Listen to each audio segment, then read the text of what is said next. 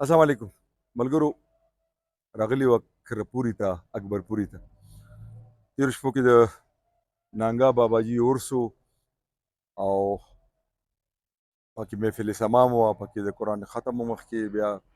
درود شریف او بیا محفل سما وه. دلته مونږ راځو د دې نانګا باباجي چې کوم دا مرید خاص و غلام محمد صاحب دغه بشیر الحمدلله یو د آرمي نه کرنل ریټایر دی، ډېر ښه اعلی تعلیم یافته او ډېر ښه تکړه خلک دي. نو دغه روزه چې ده دننه د دې نظاره به وکړو، سوال او غوښتنه به د الله تعالی نه کوو او د اولیاو مزاراتو ته که څوک په هر نظر ګوري، خو د دې اولیاو له برکته الحمدلله دین په وړاندې تللی دی. اوس مونږ طریقې غلطې دي چې مونږ د اولیاو مزاراتو له ځو یا هلته مونږ چې کوم دی نو شرکي عمل کوو یا مونږ سوال کوو نو د الله په ځای د بابا نو داسې غلطه ده. بهرحال ځو د نانګا بابا مزار چې ریډیو پاکستان سره تعلق دی چې هغه راشي سټیج باندې او د نانګا بابا جی رحمت الله او چت کا کنه سره سوال جناب حاجی محمد اسد د اولیاءو د ټولګي دا ځلند ستوري حضرت غلام نبی چې په نانګا بابا باندې یادېږي، پاک پروردگار د نور دا ستوري په ضلع کیمبلپور چې اوس ورته اټک وایي د تحصیل اسنبدال په بای کلي کې راښکاره کړ. د باباجي د والد محترم نوم جمعه خان و چې تعلق یې د مغل خاندان سره و. د حضرت غلام نبی یعنې نانګا بابا د زیږون پاک لا معتبر شهادتونه خو نشته، ولې د دغه سیمې د خلکو سینه په سینه د راروان روایت تر مخه حضرت د 19مې صدۍ په اخیري پړاو کې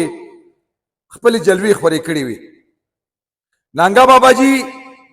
په ډومبي جنګ عظیم کې د برطانیې په فوج کې خدمات ترسره کړي دي او په مصر کې ډیوټي کوله. نو د دغه اندازې تر مخه د حضرت زیږون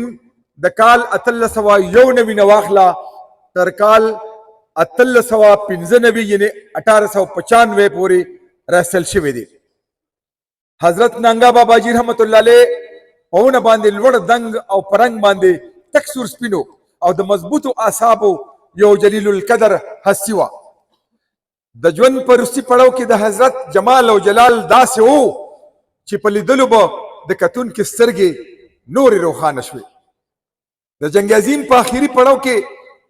حضرت سره یو عجیبه واقعه وشوه چې په ظاهره دا خو دنیایي وه،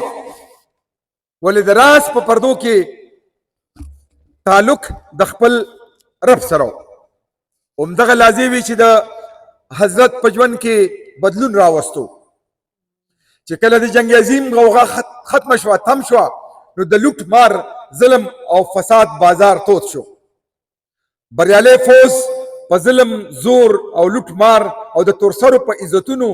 لوټ کولو پسې شوی و. په دغه وختونو کې د باباجي ملاقات د عربو د یوې زنانه سره وشو چې د هغې ټوله اساسه صرف یوه جونګړه او د هغې 3 پیغلې لوڼه وې. په کور کې یو نارینه هم نو. د کمال خبره دا وه چې دا دواړه د یو بل په ژبه باندې نه پوهېدل، ولې په اشارو د یو بل په مطلب باندې پوهېدل. دا هغه زنانه چې مال او حال لوټ کېدو باندې هېڅ پروا نه وه، ولې د خپلو پیغلو لوڼو د عزت فکر اخیستې وه. دا یو لوی ازمیښت و چې الله رب العزت د باباجي دپاره رامخې ته کړی و. باباجي ته الله تعالی په ټولو خواهشاتو د کابو راوړلو همت او حوصله ورکړه. د حضرت سراج الدین رحمت الله علیه وینا ده چې نفس د ټولو نه غټ دشمن دی، دا کابو کې وساتئ نو شیطان به په خپله وتښتي. باباجي د خپل سر پروا ونه کړه او د دغه تورسرو پیغلو د حفاظت ذمه یې په خپل سر باندې واخیسته او دغه فریضه یې په داسې شان سره ترسره کړه چې د روحانیت په تاریخ کې به په زرزري ټکو باندې لیکلی شي. د حضرت په وړاندې خوشي لکه ودک څېره وه نابلده ځمکه د ځوانۍ جوش د طاقت او زور نشه دا هر څه موجود و ولې بابا د دې هر څه باوجود په زړه او روح کې د الله تعالی مینې لذې یې ورکړی همدا هغه ساعتونه هغه لازم وي چې د روحاني سفر ابتدا وشوه هم په دغه لاره یون یعنې تګ هغوی خپل پروردګار د روحانیت معراج ته ورسول د باباجي په زړه او دماغو د نور پلوشې راورېدې د ډومبي علمي جنګ نه پس باباجي د انګریز نوکرۍ له لته ورکه او خپل ابایي وطن حسن ابدال ته راغی او ولې خپل ټول جایداد د عدالت په ذریعه د خپل خاندان په نوم کو کور کلی پرېښودو او د تزکیه نفس دپاره د الله لاره خپله کا د حضرت بایزید بستامي رحمت الله علیه قول مبارک دی فقیر هغه نه دی چې هغه سره سوي نه ولې فقیر هغه دی چې د څه مطلب چې د څه طلب او خواهش نه لري هم د دغه مرام حاصلولو په غرض باباجي د حسن ابدال د مشهور روحاني بزرگ حضرت بابا رحم الدین چشتی صابری درگاه یعنی استانې ته ځان ورسولو چې د حسن ابدال په شمالي اړخ ببر کلي سره خوا کې د غره په یو غار کې په چیلکشای کې مصروف هم د دغه ځایه د نانګا باباجي د روحاني سفر او ریاضت ړومبی پړاو شروع شو په دغه غرونو کې نانګا بابا ته د چیلو د سرولو فریضه وسپارلې شوه چې د نفس خلاف د جهاد یو شکل بیا هم دغه مجاهده د مارګلۍ تر غرونو ورسېده د ریاضت دا ړومبی پړاو ډېر زیات سخت او ګرانو او د ازمیښتونو نه ډک و شپه ورځ داسې محنت او مشقت چې د بنده عقل ورته وخوځي غریز ژوند چې خوراک څښاک صرف د چیلو پی او د ونو پاڼې وي هغه په لمن کې د ګګټ کلي یو زلمی چې عمر به یې 15-14 کاله او نوم یې و غلام محمد د باباجي د جذب د مسجد کیفیت نه داسې متاثره شو چې د هغې پتنګ جوړ شو د غره په لمن کې دغه ملاقات اصل کې د روحاني مینې او تړون د داستان آغاز و د هغه ورځې شپې وي د هغه ورځې نه لالا غلام محمد هم هر څه پرېښودل او د باباجي لمنې ټینګه ونیوه لالا غلام محمد به لکه د سوري بابا سره ګرځېدو شپه ورځ به د حضرت خدمت کولو 50 کاله په دغه خدمت کې تیر کړل تر دې چې د ژوند نه پس په مرګ هم د باباجي د روحانیت لمن پرېنښوده د مارګلۍ په غرونو کې د چیلو بزو سرولو په وخت باباجي یو غار ته د چیلي دپاره تشریف یوړو د فیض د دنیا دا دواړه هسته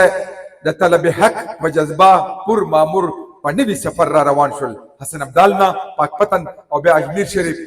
د حضرت معین الدین چشتي پاک در ته ورسېدل هلته د لنډې مودې د قیام نه پس په ډیلي پانی پت او کرنال تیر شول او د خپل مرید خاص غلام محمد صاحب سره د ډیرو اولیاو په درګاهونو باندې قدم بوسي وکړه په دغه بابرکته ځایونو کې د فیض حاصلولو نه پس پیران کلیر ضلع سهارنپور ته تشریف یوړو هلته د حضرت صابر پاک مخدوم علاءالدین علي احمد صابر پیا په دربار کې د فیض حاصلولو دپاره حاضري وکړه د دغه اقامت په دوران کې حضرت نانګا باباجي ته نایابه ملغلره یعنې دوری نایاب حاصل شو چې په صدو د ریاضت نه پس حاصلېږي دغه وخت کې د حضرت عمر 40 کاله او د سلوک په لاره د مزل 12 کاله تربیت مکمل شوی د یو اندازې تر مخه د پیران کلیر کې باباجي شپږ کاله تیر کړل دغلته چې د نور په پلوشو د حضرت سینه معموره شوه نو یو بل نوی دور شروع شو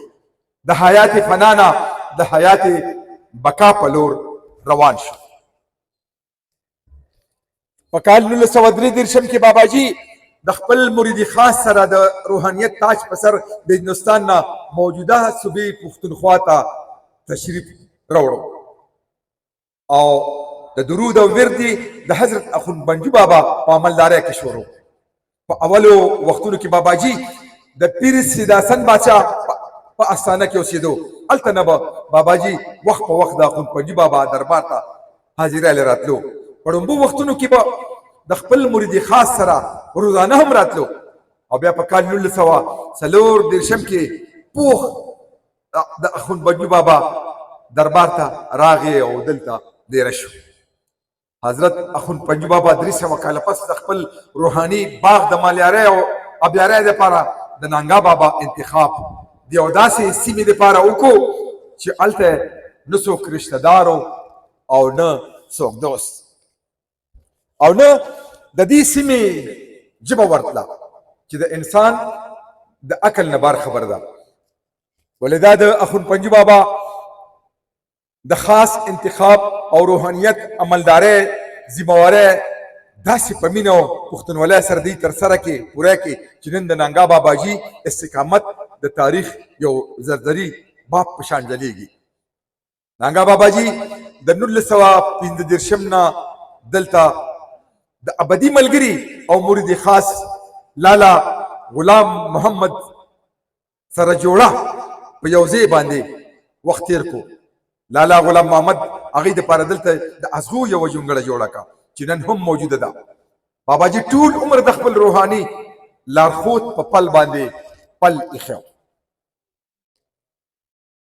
د اهل و عیال او بیا د بندیزونو څخه آزادو. ولې خپل رفیق خاص لالا غلام محمد د 40 کالو پوخ عمر کې د فرایضو پابند جوړ کړ. د باباجي د چمن د آباد ساتلو دپاره لالا غلام محمد او د خوشه عقیدتمندو دلته ډېرې واچولې. د الله نیازبین او ولی په 15 اپریل کال 1965 کې د دنیا نه پرده فرمایله او هم دلته په ابدي خوب باندې وده شو. وګورئ نور شه. نانګا باباجي د هندوستان د قیام او د کرپوري ته تشریف راوړلو نه پس 10 کاله د بوجۍ په کمیس کې ژوند تیر کو. د دې کیفیت ډېر شاهدانو چې څه ورکې اوس هم په دې دنیا نشته. اکبرپوره کې د قیام په ړومبو وختونو نه پس د باباجي په ظاهري انداز کې ښکاره بدلون راغی. څه موده حضرت مکمل تور لباس اغوستی او چې د حضرت د خاموش ریاضت او بورانشینۍ اظهار. د هندوستان د بیش نه واخلې تر اخري دمه باباجي په ظاهري ژوند کې ځینې ښکاره بدلونونه راغلل. دغه وختونو کې به باباجي سپین لباس اغوستو او په سر به څپوټکې او ټوپۍ ښوده. په مخ مبارک یې ګڼې ښکلې ږیرې د هغې شخصیت او باروبه نوراني وقار نور هم سوا کړي. د بابا د معمولات حیات یعنې ژوند مبارک نه څرګنده ده چې د چاش نه وخت د چاش د مانځه نه تر ماسپښینه او د مازدیګر نه تر ماښامه به په ځمکه د خپلو عقیدتمندو سره ناست و. د شپې په لومړي پار کې به آرام کولو او په اخري پار کې به د الله تعالی عبادت کولو. د اختر لمونځونه او د جمعې لمونځ به د بابا صاحب په جومات کې په خلیفه عبدالقیوم پسې باقاعدګۍ سره ادا کول. د خپلو جامو او پیزار ګنډل به یې په خپلو لاسونو کول. د الله په مینه مست دا د الله تعالی ولی خاموش طبع انسان و. تل به د الله په رضا باندې راضي و. نه د چا در ته تلو او نه د چا نه څه غوښتي. ډېره مننه ملګرو، ډېر په خاموشۍ تاسو زما دا خبرې واورېدې. یو جهان مننه. پروګرام په وړاندې بوتلو دپاره سټیج سیکرټري ته خواست چې راشي او مایک ته ووایي. ستاسو یو جهان مننه.